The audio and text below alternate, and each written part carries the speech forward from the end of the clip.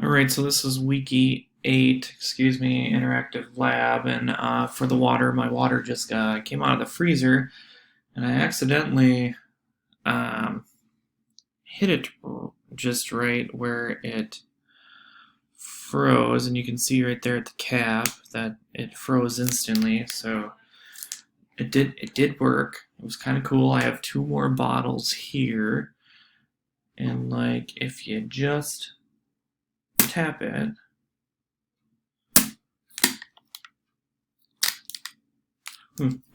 That one didn't do it.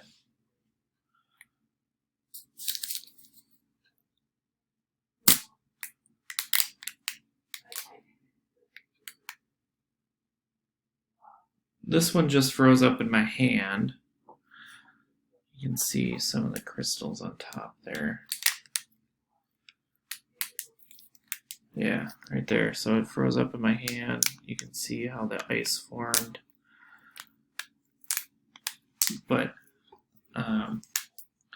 it's pretty cool on how water can do that because it sticks to almost anything, and especially itself. And this is through the hydrogen bonding, in which can interact with most compounds due to adhesion and cohesion. So,